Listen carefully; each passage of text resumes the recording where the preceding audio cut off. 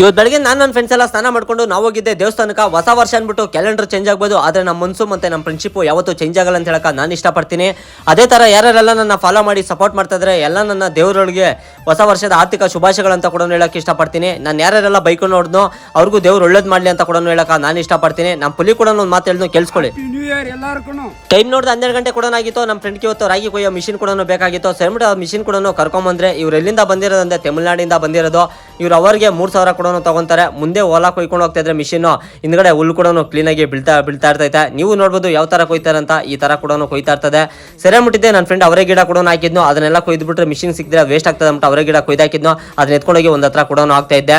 ಇನ್ನೊಂದೇನಪ್ಪ ವಿಚಾರ ಅಂದ್ರೆ ಸೈಡಾಗ ಇದು ಮಿಷಿನ್ ಕೊಯ್ಯಲ್ಲ. ಸೈಡಾಗಿ ಇರೋದನ್ನೆಲ್ಲ ಪಾಪ ನನ್ನ ಫ್ರೆಂಡ್ ಅವ್ರ ಅಪ್ಪನ ಕೂಡ ಕೊಯ್ದು ಹಾಕಿದ್ರು. ಅದನ್ನ ಎತ್ಕೊಂಡೋಗಿ ಆಗ್ತಾ ಇದ್ದೆ. ಮಿಷಿನ್ ಕೊಯ್ಸ್ರೆ ಏನಪ್ಪ ಪ್ರಾಬ್ಲಮ್ ಅಂತಂದ್ರೆ ಈ ತರ ಕಾಂಗ್ರೆಸ್ ಗಿಡಗಳೇನಿದ್ರೆ ಅದೆಲ್ಲ ಕ್ಲೀನಾಗಿ ಹೂಗಳೆಲ್ಲ ಮಿಕ್ಸ್ ಆಗ್ಬಿಟ್ಟು ರಾಗಿ ಕೂಡ ಸೇರ್ಕೊಂಡ್ಬಿಡ್ತೈತೆ. ಅದೇ ಪ್ರಾಬ್ಲಮ್. ಇನ್ನು ರಾಗಿ ಕೂಡ ತುಂಬಾ ವೇಸ್ಟ್ ಆಗ್ತೈತೆ ಮಿಷಿನ್ ಕೊಯ್ಸ್ರೆ.